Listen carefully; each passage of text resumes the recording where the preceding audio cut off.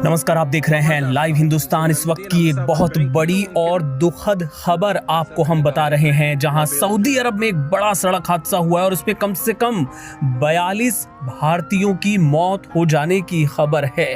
जी हां, ये तमाम जो यात्री थे, ये जो भारतीय थे, वो उम्रा के लिए सऊदी अरब गए हुए थे और जानकारी ये मिल रही है कि एक बस पर वो सवार थे। ये बस मक्का से मदीना की ओर जा रही थी और इसी दौरान इस बस की टक्कर एक डीजल टैंकर से हो गई और ये बस आग का गोला बन गई। इसमें जितने लोग सवार थे, बताया जा रहा है संख्या 50 के आसपास थी, जिनमें से 42 लोगों की दुखद मौत हो गई है। आपको बता दें कि ये तमाम जो भारतीय थे, ये तेलंगाना के हैदराबाद के रहने वाले थे और तेलंगाना सरकार ने अब मृतकों के परिवारों के लिए एक हेल्पलाइन नंबर भी जारी कर दिया है। तेलंगाना सरकार ने कहा है कि रियाद में भारतीय दूतावास के वो लगातार संपर्क में है। एक आधिकारिक बयान जारी किया गया है जिसमें मुख्यमंत्री रेवंत रेड्डी ने दिल्ली के अधिकारियों को भी दूतावास के साथ संपर्क में रहने के निर्देश दिए हैं। स्थानीय मीडिया रिपोर्ट्स के मुताबिक ये बस मदीना पहुंचने ही वाली थी।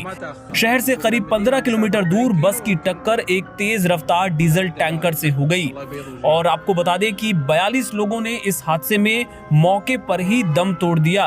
इस दौरान ये खबर जब हैदराबाद पहुंची, तेलंगाना पहुंची, तो हड़कंप मच गया और हैदराबाद के जो सांसद हैं ओवैसी, उन्होंने भी केंद्र सरकार से दरख्वास्त की है कि मृतकों की पहचान और उनके शवों को भारत लाने के लिए तत्काल एक्शन लिया जाए। उन्होंने रियाद में भारतीय दूतावास के deputy chief of mission Abu George से भी बातचीत की है और उन्होंने बताया कि पूरी जानकारी इकट्ठा करने और मृतकों की पहचान करने का भरोसा वहां से दिलाया गया है।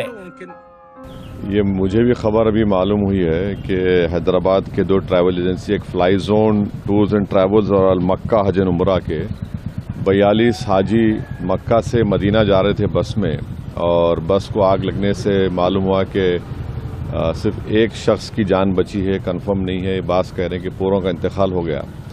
तो मैंने इंडियन एम्बेसी रियाद में जो DCM है अबू मैथन जॉर्ज साहब से मेरी बात हुई और उन्होंने मुझसे कहा कि कौंसल जनरल जिद्दा भी और वो ख़ुद इस पर मालूमात हासिल कर रहे हैं और जो भी ज़रूरी कार्रवाई करना है वो करेंगे।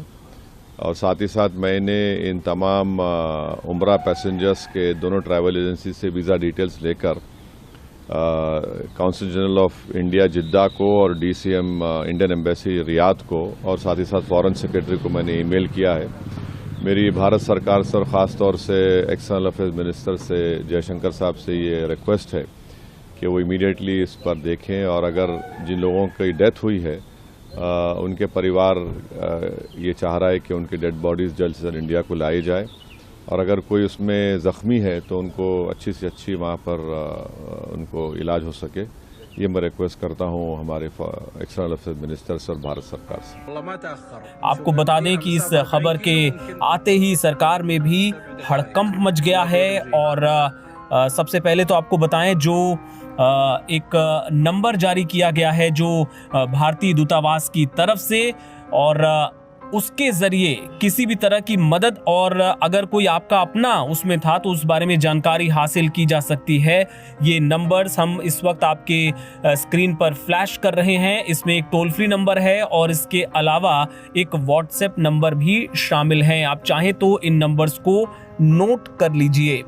इसके अलावा आपको बताएं कि विदेश मंत्री डॉक्टर एस जयशंकर ने भी ट्वीट किया है। उन्होंने कहा कि बहुत ही ये दुखद हादसा हुआ है सऊदी अरब में और जो हमारी एम्बेसी है, जो दूतावास है रियाद में और जेद्दा में, वो लगातार भारतीयों की और उनसे जुड़े परिवारों की मदद कर रहा है और मैं शोक व्यक्त करता हूँ, संवेदना व्यक्त करता हूँ उन परिवारों के प्रति जो इस हादसे में मारे गए हैं और दुआ करता हूँ कि जो घायल हैं वो जल्द से जल्द स्वस्थ हो जाएं।